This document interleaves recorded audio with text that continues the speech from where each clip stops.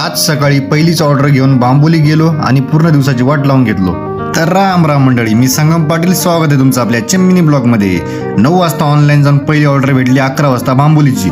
गेलं पिकअप लोकेशनला, हे असं काय पार्सल होतं, पिकअप केलं आणि निघालो ड्रॉप लोकेशनकडे आणि दिलं नेऊन पार्सल पटकन ड्रॉप लोकेशनवर आणि बसलो ऑर्डरची वाट बघत। 12 वाजून गेले, 1 वाजून गेले, 2 वाजले तरी पण काय ऑर्डर पडली नाही। ये भगवान क्या जुलूम है। ऑर्डरचा विचार नंतर करावा म्हणलं, अगोदर पोटाचं बघा म्हणलं, म्हणून मस्त गरमागरम वडापाव खाऊन घेतला। मग नंतर निघालो एमटी स्थळवडीकडे। येलवाडीतून भेटली 225 ने भोसरीची ऑर्डर।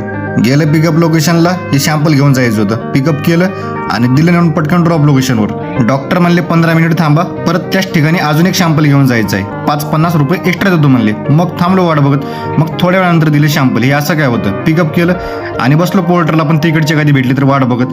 मग नशिबाने भेटली राव देऊची ऑर्डर आणि गेलं पिकअप लोकेशनला। हे इनोलो पोते घेऊन जायचं, पिकअप केलं आणि निघालो ड्रॉप लोकेशनकडे आणि दिले नेऊन पटापट दोन्ही पार्सल ड्रॉप लोकेशनवर। तिथेच आपल्या आत्याबाईचं हॉटेल होतं, गेलो त्यांच्या हॉटेलवर। सोयरा कसा आमच्याकडे बघून हसतोय बघा, गालातल्या गालामध्ये हसतोय। सोयऱ्याने मस्त कडक दुधात चहा पाजवला। कसा आहे आमचा मन्या, नको तिथं तोंड घालतो। सोयरा आता जेवण करून जा म्हणला होता, पण काय थांबलो नाही आता। तर भावांनो, आजचा ब्लॉग आवडलास नक्की लाईक, कमेंट, शेअर करा, फॉलो करायला विसरू नका। भेटूया आपल्या पुढच्या ब्लॉग मध्ये। जय महाराष्ट्र भावांनो।